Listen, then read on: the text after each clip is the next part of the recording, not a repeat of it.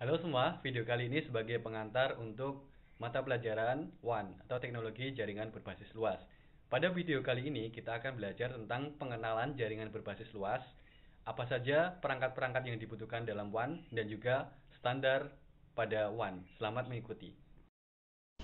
Ya, tentunya kalian sudah tahu apa itu WAN, bukan?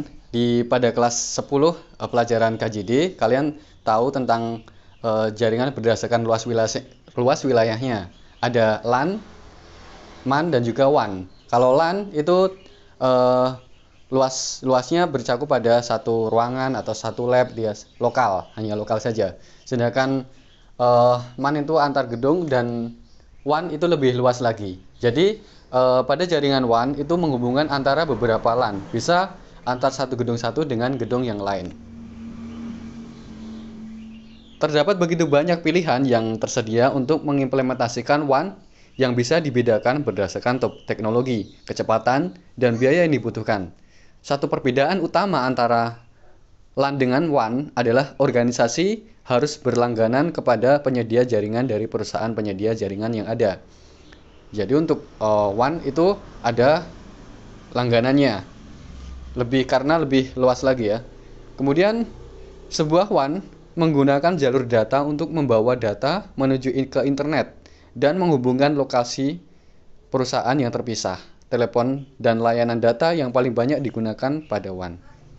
Nah, ada beberapa perangkat yang penting dalam WAN yang harus diperhatikan ya. Perangkat pada pelanggan disebut CPE atau Customer Premise Equipment. Jadi pelanggan memiliki sendiri atau menyewa dari service provider. Kabel tembaga, serat optik, atau wireless yang digunakan untuk menghubungkan CPE ke central provider terdekat atau ke kantor pusat dari service provider. Media ini disebut sebagai local loop. Kemudian perangkat yang meletakkan data ke local loop disebut DCE atau Data Circuit Terminating Equipment. Perangkat pelanggan yang melewatkan data ke DCE disebut dengan DTE atau Data Terminal Equipment. Dan berikut adalah perangkat-perangkat pada WAN.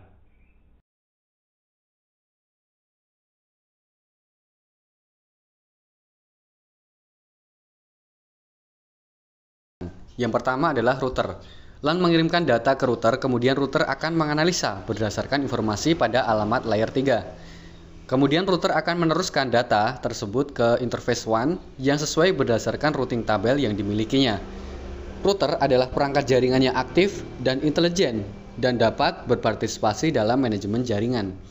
Router mengatur jaringan dengan menyediakan kontrol dinamis melalui sumber daya dan mendukung tugas dan tujuan jaringan.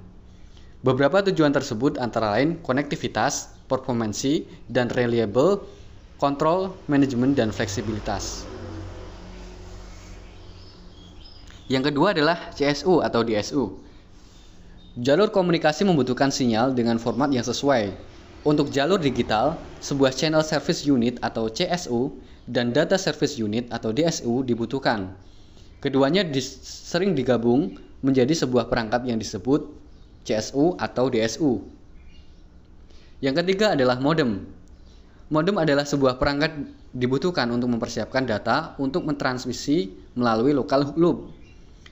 Modem lebih dibutuhkan untuk jalur komunikasi analog dibandingkan digital.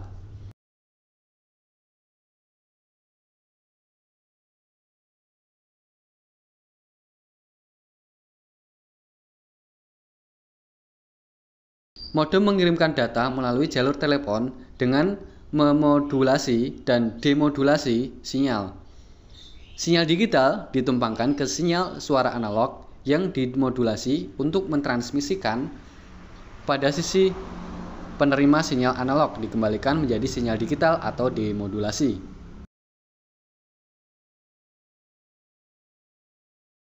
Yang keempat adalah communication server.